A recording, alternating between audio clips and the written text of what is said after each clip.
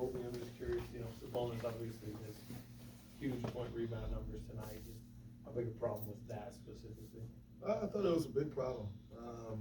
He played very well. I think we allowed him to get downhill too much, but we weren't stopping the ball on those handoffs. So he's just rolling to a free side, and it's tough to guard. So I think that was the results of quite a few things on the defensive end for us that we could have done better.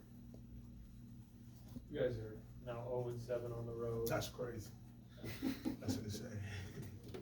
I mean, what does that say about what's going on? I just think you have to, you got to understand that your margin for error on the road is a lot less than it is at home, and so you go on them. I think they had one at the end of the first quarter where they had a big run. I think they had a really big run like midway through the second quarter to close out the half. They had another big run to close out the third quarter, and then they had a big run to close out the fourth quarter. And so you just got to understand that your margin for error on the road in this league is way less if you're going to win games. So it's just something we got to figure out. Yeah. Draymond, it's only a few games though, but what are your thoughts about the Sacramento Kings right now? I'm not gonna say that, anything about no bad teams and nothing like that. I just want to know, you faced them 3 times in 13 of your games so far since the beginning of the season. They're playing a lot harder than they were. They're a lot better defensively than they were.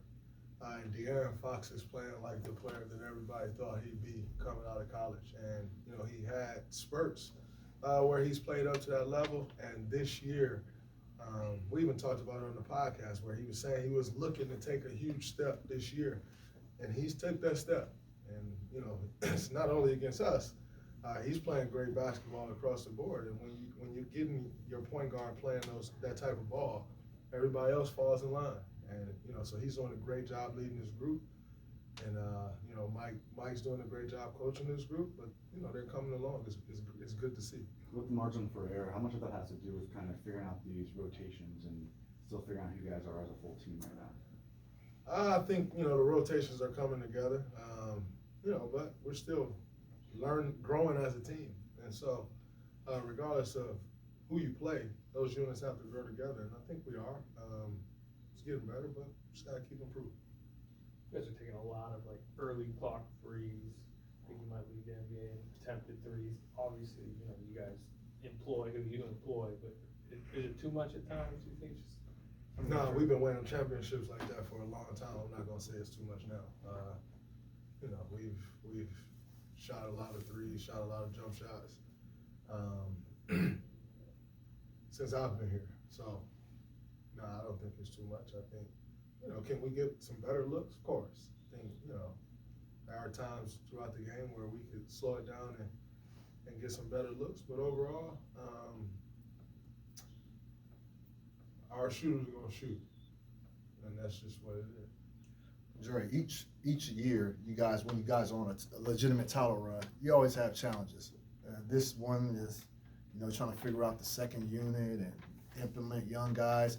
How would you quantify this challenge compared to other season challenges when you're going up for that title? It's different. I think it's a lot different. For the most part, coming off the bench, we've had kind of an elder statesman, if you will, and that'll come off the bench, kind of slow things down, right the ship. And it's different now, where you come off the bench, and the reality is the first guy you come off the bench with is usually JP, and JP is a 6 starter, and so that's a different feel. And I think when you're starting to get more guys in there and it's turning into the second unit as opposed to more of the first unit guys, whereas it used to be a kind of a different offense, if you will, it's more like the same. And I think we have to figure that out in that second unit and understand that, what you're accustomed to is Steph go out the game and the whole offense changes and it's more sets and But with Jordan, it's still going to be more of the same as you get with Steph. And I think guys have to really adjust to that, and it's taking some time to adjust to that. Because for the majority of those guys, they don't play a ton of stuff. So they don't really understand that. Whereas opposed to when Jordan comes in with us, we've played with Steph for so long, we understand the randomness of it. I think that group has to start understanding the randomness of it. But, you know, that, like I said, that takes time. Draymond, I know you talked on your pod with Fox about Keegan Murray's a fellow Big Ten guy. What's your thoughts on him? I know he had 5 threes today. He can play.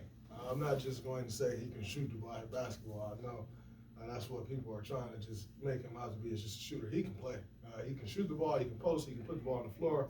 He can get to the paint and finish. He understands the game. He does. He looked like he's been out there for 6-7 years already. And, you know, so really like that pick. You know, he's been continuing to grow this year, and he's not gunshot off. What led them tonight at plus 16. So, really good basketball player. Second straight game for Jordan having 18 points. He seemed like really decisive with the ball. What's the biggest difference that you've noticed lately? I think, you know, he has definitely been more decisive, but, you know, like I said before, he's figuring out his role as well, you know, and figuring out different coverages and stuff that he's seeing now, and, you know, the different types of defenders that he's seeing now. He's starting to become more accustomed to that, and so JP's starting to play better, which ultimately is good for us, and, you know, we'll start putting it all together. Cool. Thank you.